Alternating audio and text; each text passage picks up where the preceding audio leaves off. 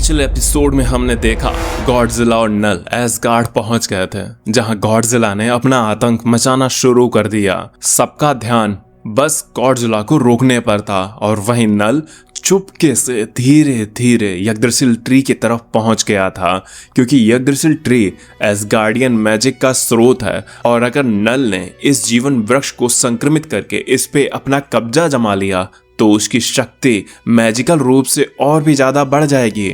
Heimdall नल को रोकने तो पहुंचता है पर नल उसे कैद कर लेता है। वहीं हीरोज गॉडजिला के अगेंस्ट जीत गए थे पर तब तक देर हो गई थी। नल ने यग्द्रसिल ट्री को इन्फेक्ट कर दिया था, जिससे सबसे पहले ओडेन और बाकी के एसगार्डियन की शक्तियां प्रभावित होने लगीं। पर एक शख्स था जो इससे दूर था, लेकिन उसकी नजर नल, गॉडजिला और एसगार्डियन पर टिकी थी। वो कोई हीरो नहीं था, वो था लटवेरिया का तानाशाह डूम। अब आगे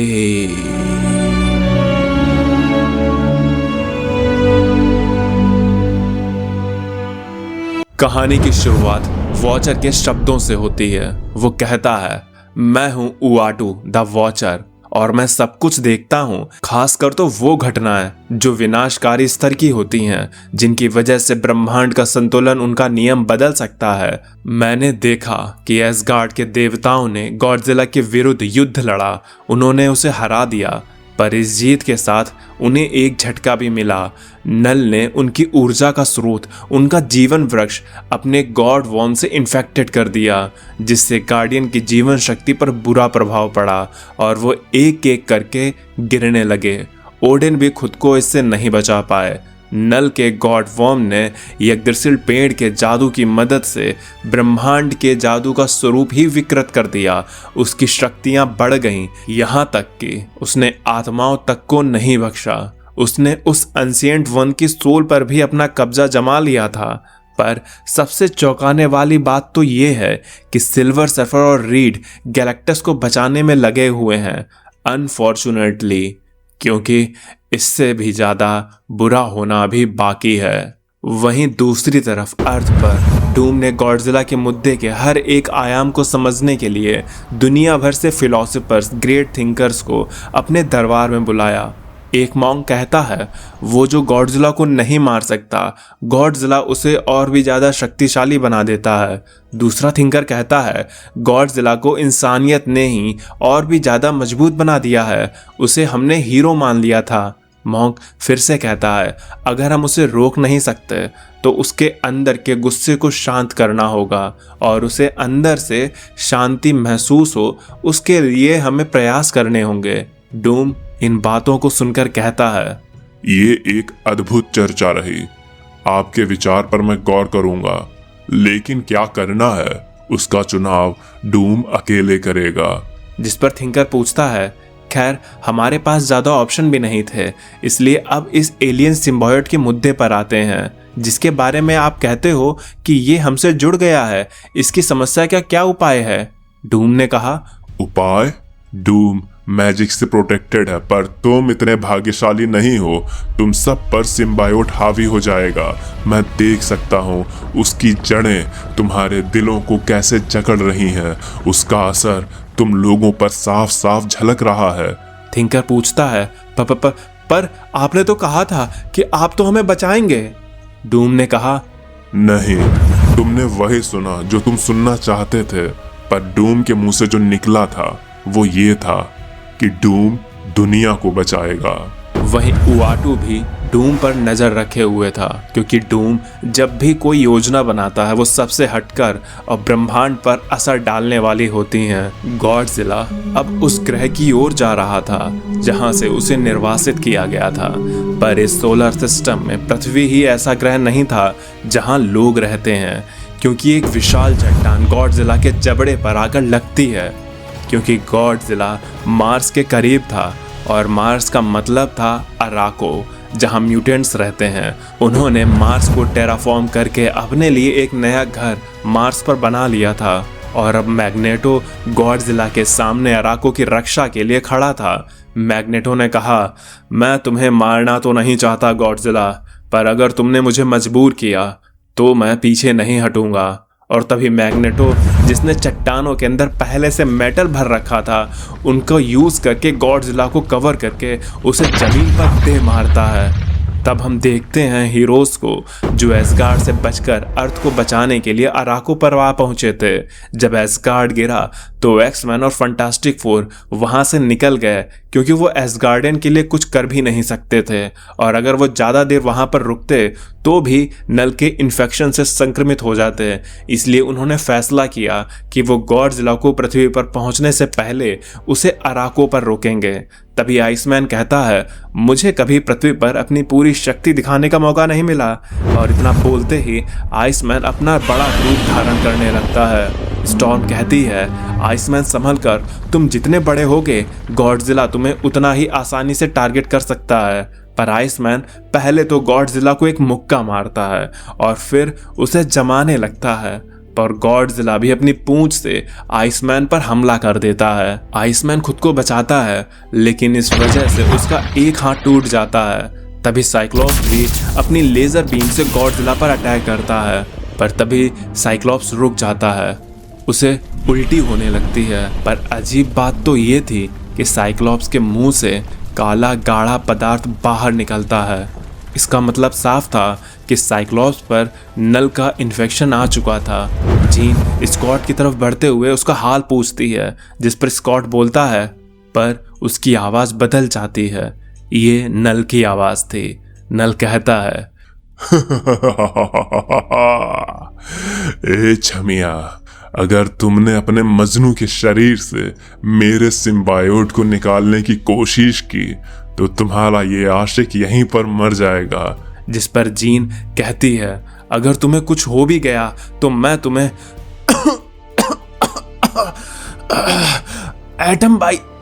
एटम फिर से बना दूंगी। और इतना बोलते ही जीन के मुंह से भी वही काला गाढ़ा पदार्थ निकलने लगता है। मतलब एक्समैन के दो सबसे इंपॉर्टेंट और सबसे पावरफुल मेंबर्स अब नल की गिरफ्त में आ चुके थे।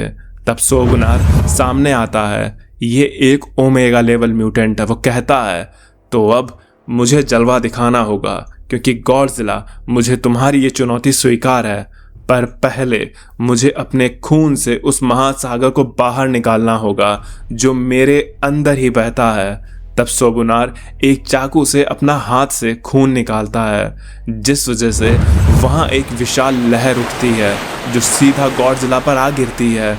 और सिर्फ विशाल लहर ही नहीं, उस लहर के अंदर से एक जाइंट मॉन्स्टर निकलता है, जिसके टेंटिकल्स गॉडजिला की गर्दन दबाने लगते हैं। गॉडजिला की चीख निकल जाती है, पर तभी गॉडजिला खुद को चार्ज करने लगता है। उसके नुकीले टेंटिकल से उस वाटर मॉन्स्टर की ग्रिप को तोड़ देता है। अब गॉडजिला खुद उस शिकारी का शिकार करने को रेडी था। गॉडजिला उस वाटर मॉन्स्टर का जबड़ा अपने दोनों हाथों से पकड़ता है और एक तगड़ी एटॉमिक ब्रेथ से उस मॉन्स्टर का काम तमाम कर देता है। तभी स्टॉर्म भी अपनी थंडर से गॉडजिला पर हमला करने लगती है, पर गॉडजिला की मोटी चमड़ी पर इन झटकों का कोई असर नहीं पड़ता। तभी आइसमैन एक बार फिर से खुद को संभालते हुए खड़ा होता है और अगले ही पल वो गॉडजिला के शरीर में आइस भाला घुसेड़ देता है। पर आइसमैन की टाइमिंग गलत थी। गॉडजिला अभी अभी एटॉमिक हमले के लिए रेडी हुआ था और तभी गॉडजिला अपनी एटॉमिक ब्रेथ से आइसमैन को वेपोराइज कर देता है। हमें बताया जाता है कि आइसमैन किसी भी सिचुएशन में खुद को वापस से जल्दी रिजेनरेट कर सकता है, पर इस हमले से उसे खुद को खड़ा करने में एक लंबा समय लगने वाला है। वॉचर गॉडजिला के द्वारा मचाई तबाही को अपनी आंखों से देख रहा था। उसे यकीन नहीं हो रहा था कि गॉडजिला इतनी तबाही मचा सकता है।